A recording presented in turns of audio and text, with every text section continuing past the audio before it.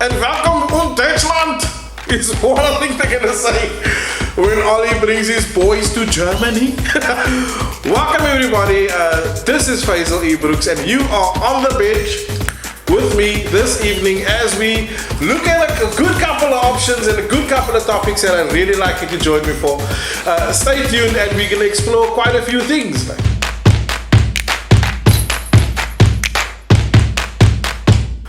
So in this week's episode, we're going to cover a couple of things. I think firstly, we're going to have to look at just a reminder of what we did against Lask, just very briefly.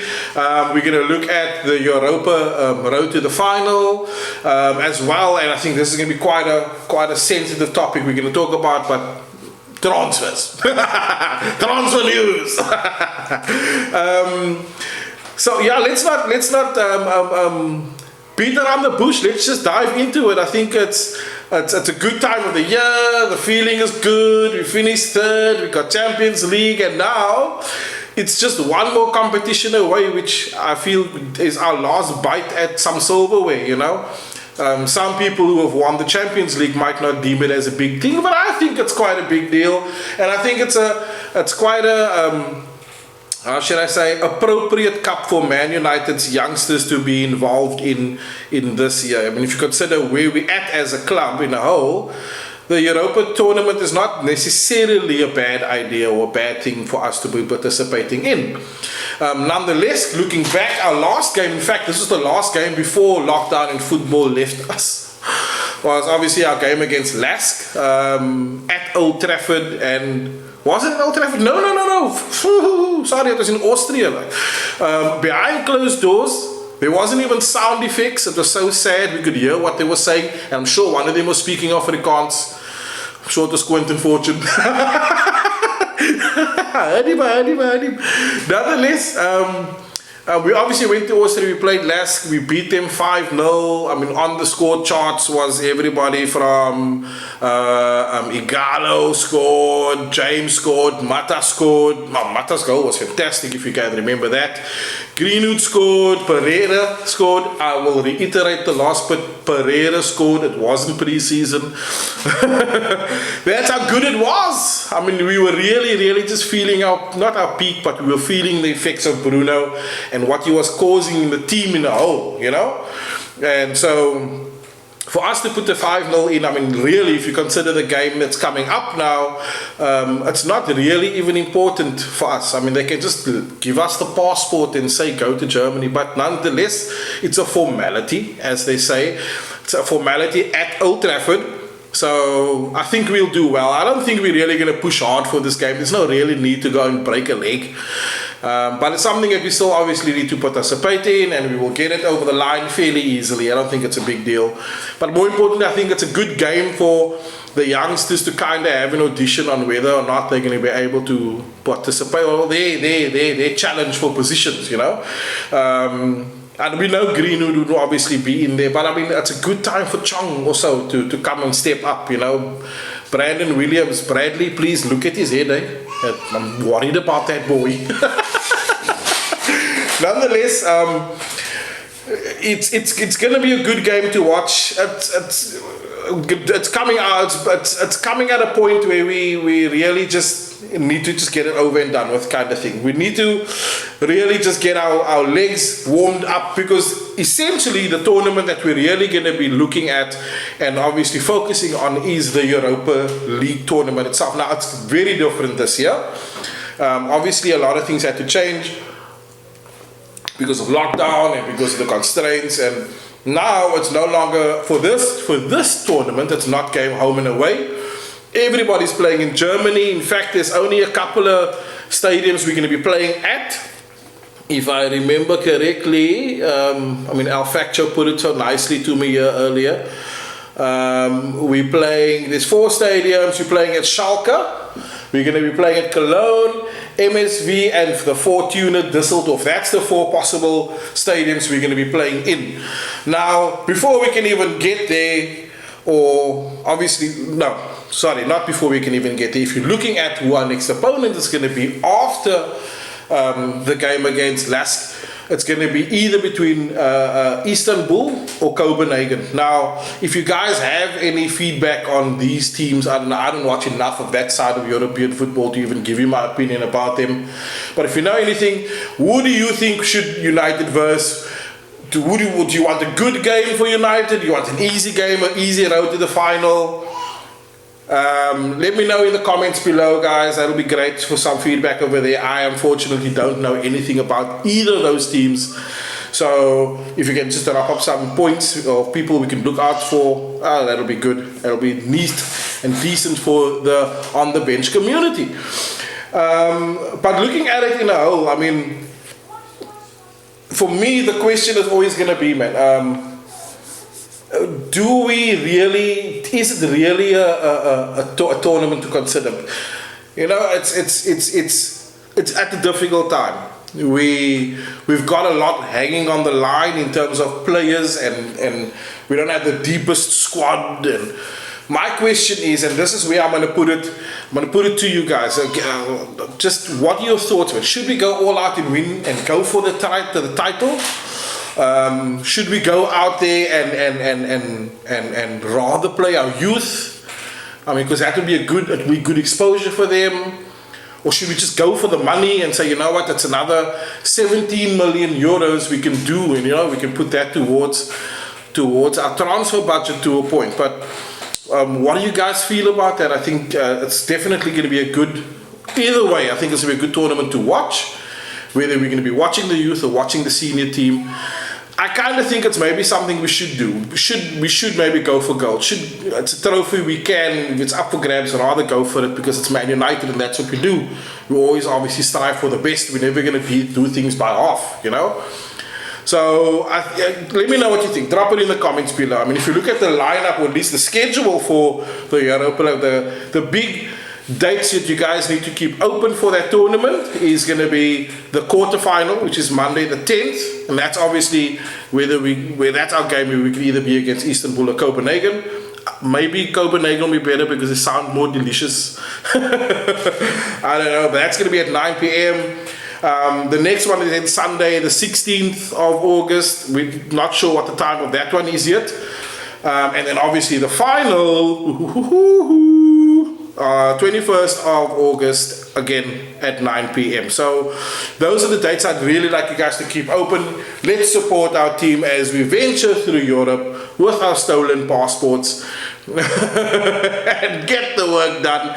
I mean, you know, it's a case of an opportunity that we can grab on many folds. I mean, it's a good opportunity for us to walk over to Borussia Dortmund and just ask Jaden, can you play with? Don't even tell him it's a competition. Just ask him if he's going to play. Like, we're going to go play in the park or something. So I said, Jaden's the guy. You're going to play. You can be on Rashford's team if you want to. Rashford and Bruno, you can't be together. You can't be together. Okay, Jaden can choose. Let him choose. Let's get him in the team. Because I feel deep inside, it's that far done. Let's look at our next topic that we have to bring up here, and that is going to be transfers. The transfer season is heating up, and it's a time of the year again where we hear a lot of crazy things. Now, yes, Jadon Sancho is kind of a done deal. We still haven't seen pen to paper, but I believe it's going to happen within a couple of days. I don't see it dragging out another 2 weeks. We can't afford that. But it's also a time of the year, you know, where you hear the craziest of rumors floating around, you know. Always with United, there's always some crazy person. Like every time in a year, Griezmann coming to United one more time. I swear, Manchester Evening News, I'm going to slit your throat. Like, really? Come on, man. Come on now. From a year, Neymar's buyout clause of 250 million paid by Ed Woodward. Another time, I'm gonna strike to what extent. But that is crazy. I mean, what is the craziest rumors you've heard? I've heard, the craziest one I've heard was obviously the Griezmann one. I've heard Messi coming to United a couple of years ago for £450,000 a week, apparently. I don't know. Give it to me, guys, over here. What is your craziest transfers you've heard of? For United, of course, let's keep it civil. But yeah, I think it's a good time for us now to strengthen the squad and invest while we can, you know. More importantly, while it's still what we would call a buyer's market, where prices are not going to be as hellish as they were like last season even, you know. So I mean, if you look at who we intend to get in, it's already there's so much promise and hope that we can actually set ourselves up as a really good force within the Premier League and Europe itself. So for this week, we're going to look at, in terms of transfers, we're going to do it a little differently. We're going to be starting from the top, looking at the forwards and the ins and outs and who we should get in and who we should obviously send packing. Who we should recall. There's no forward we must recall, just by the way. If you're holding out there for Sanchez to come back, you're not a Man United supporter, I will badge that on your back. But yes, if you look at it, I mean, there's a lot of crazy things going on. Good solid news is obviously Jadon Sancho, as we've mentioned. But who are we really looking to get out there? So yes, we know that Inter Milan already made a bid for Sanchez. United obviously rejected it because it was just too low. You know, they thinking of how much money they can recoup for all the money they spent for him sitting on the bench there polishing shoes with he who shall not be named, Phil Jones. But it's important for us to get rid of him, not only from a factor that, okay, yes, now he's out on loan, but we could see what the difference it made to the squad. I mean, we can say Bruno impacted the squad, yes, but at the same time, we also saw Sanchez leave. You know, Sanchez left in January. Like. And if I was people like Paul Pogba and Rashford and Tony Marshall, who's weak, okay, Pogba was obviously injured, but if you look at his skill level and what he's able to contribute towards the team, if I'm going to sit back and watch this guy lazing it out here, not doing anything for weeks on end and still getting paid more than me, I'm also going to be a disgruntled employee. Like. So for him to get out of the club now is a good. Why United rejected the bid is frustrating to me, because really I'll take 2 packets of knickknacks with that bidder right now. Like. But get him out, like, get him out of the club. Like, it's negativity, like, get the negativity out. Can't call him dead dude.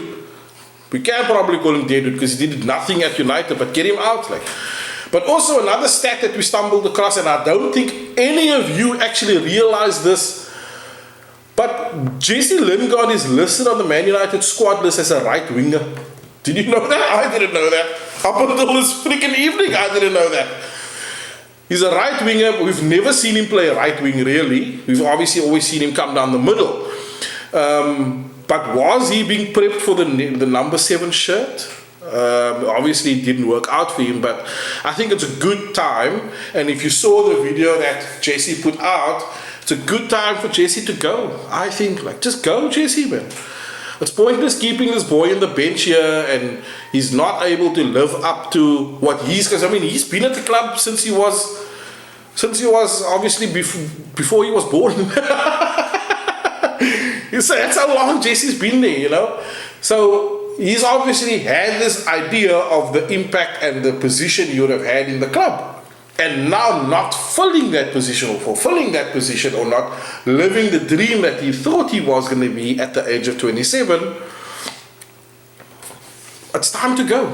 I think maybe he should go on, move on to a place, even like an Everton. Even I would even say, you know what, Jesse, go to Sheffield. Like, they're a promising team, a promising coach who works well with his squad. Like, go to a team that's going to work around you. Don't sit around here and try to be a bench warmer just so you can wear a United shirt. It's not worth your while. And it's not worth our while. We need someone better filling that shirt, in my opinion. And I think it's unfair that you're keeping somebody else out of a position there. How many times did we play Jesse Lingard? I mean, we should have played Chong, or should have played Gomez. But we played Jesse Lingard and he's a right winger. I say it again, I'm flabbergasted. The right winger. Nonetheless, I think it's time for Jesse to go. Who should we get in? We're getting in Jadon Sancho. And I don't think from a forwards point of view we really need to invest any more than what you already have. We're spending quite a big buck or penny on Jadon Sancho. But if you're looking at the midfield, there's going to be a bit of a debate here because Jack Grealish wanted to come to United. He kept Aston Villa up. Now Aston Villa wants 70 million for Jack Grealish, and I have to ask you this question. Like, if you look at Jack Grealish is great. I rate this player very highly, and I think he can be a good addition to the United squad. But is he somebody that's going to be able to keep Bruno or Pogba out of the team? Is he of that caliber that he can replace them? No, he's not of that level yet. Can he come on and make a difference? Yes, he can. Can he contribute towards the squad as a squad player? Yes, he can. Can he relieve Bruno? When Bruno's tired, as we saw over the last couple of weeks, he does get tired, he is human. Can he then replace Bruno in spells of a game to cause an effect or to relieve Bruno or to give him a break? Yes, he can. Why? Because he's a creative midfielder. Is he going to replace Bruno altogether? No, he can't. He's not of that stature. Should we then get him considering he's going to be 70 million? Absolutely not, in my opinion. I'm sorry, that would be crazy. And Aston Villa and Terry, I really expected better from you, sitting at you in the coaching staff there, but that is just poor, in my opinion, as a reflection of how to handle your squad. You push up a price just so that you don't have to sell him, so you can keep him, hoping he's going to perform for you. We saw that with Ronaldo's last season. Like, yes, he gave his best because he's Ronaldo, but he was holding back still because his mind was at Real Madrid for a whole season. Alex did that. Like, he learned the lesson the hard way. Like, with the last season, when Pogba wanted to leave last season, we let him play. We forced him to stay. And we saw we didn't get the best out of him. Yes, his mind's changed now, and yes, he's wanting to stay at United, but before then, he was wanting to go. And we saw what that kind of decision makes and impacts a player's game, week in and week out. Like. So I don't think, and I'm sitting on the chair of, I don't think we should, I think we must leave the Jack Grealish thing unless they're going to give him, they're going to allow us to get him for 50 million or less. Otherwise, we might as well go out and get Van der Beek. Van der Beek is 40 million. Like, and I would definitely go that way instead of Jack Grealish. Definitely. In the midfield, who do we need to get rid of? We can't get rid of Scotty. We can't get rid of Freddie or Matici. Matic signed a new contract now, extension, so he's there till 2023. But I definitely think time's up for Andreas Pereira.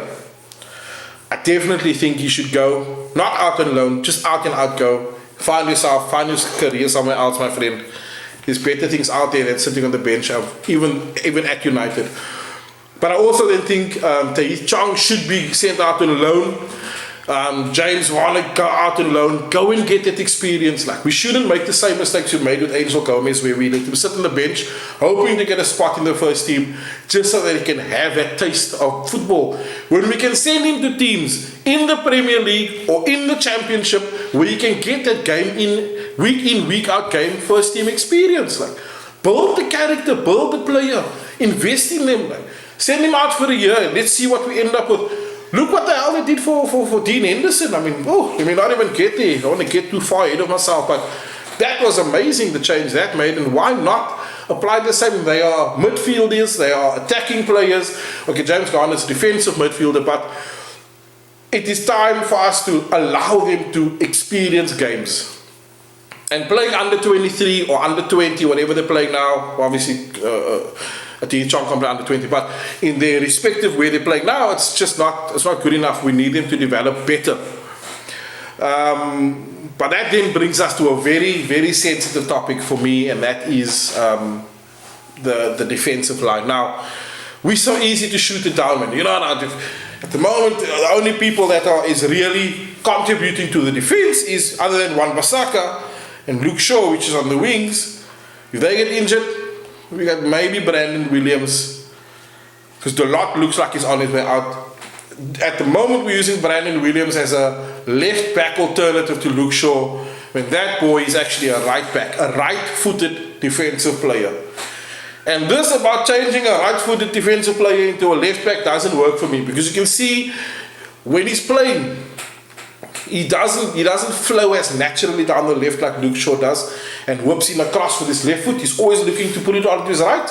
and put the ball in that way, and that holds up play and it stops the momentum from time to time, and it's a bit annoying. So put him on the right, he's able to do that. But it means we need another left back. Besides left back, we need another right back. Our defense is in complete shambles again. Like, yes, we got in Maguire and we got in Wan-Bissaka, but we really just patched a scar that was made by an axe. That's what we did there. Because Harry Maguire is not the solution. He's part of the solution, but he's not the solution in the whole. We need to get better defense, central defenders. Like, we have to. Centre backs should be as a priority as it is that we are filling Jadon Sancho's position. We have to look at centre backs. Like, and our centre backs is bleak at this point in time. Like, if we're gonna get rid of Phil Jones, like we hope to for the last 5 years, and sell Smalling off to Roma, and let Eric Bailey go, like we said we wanted to, we really only left with Tuan Zibi, who's a right back in practice, and Lindelof and Maguire. There's nobody else there. We can't go through a season playing Champions League football, Premier League football, FA Cup football, English Cup, I don't know what they call that, EPL, EFL, I don't know what they call that one, the Milk Cup or something like that. Playing 4 competitions with that 3 defenders in the back there, we are definitely not going to contend for the title.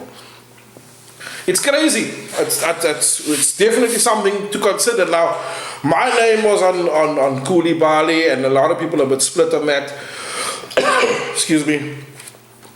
The split because he's obviously 29. He's going to cost us at least 80 million. That's according to what Napoli president came out and said they're putting a price tag on Koulibaly. Once him pay 80 million, you can get him. Like, would we pay 80 million for Koulibaly? I wouldn't necessarily, but I think it's important for us to get a senior type of player in there, and someone who is developed, because we need to nurture still. Like, that's the one school of thought, obviously. The other school of thought is to get in somebody that's young, and someone that's ambitious, and someone who shows the talent and the skills. And if you look at Gabriel and Torres, very, very good alternatives. Like, Gabriel's like 6'2". He can run fast on the ball, he's good, he can get back very quickly, he can pass a good ball. So he's definitely a good consideration for United. Like, but my fear is, if I look at what De Ligt did, like, there was all this big hype around De Ligt, like, we gotta get him, United's in for him, whoa. Bah, not even for half a season. And that boy's now sitting on the bench because he was oversold by that fantastic manager of his,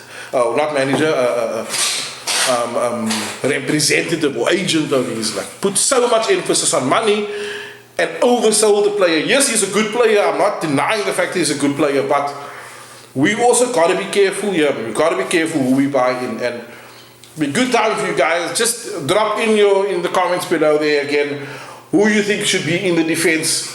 Who should we be looking for? Jeez, man.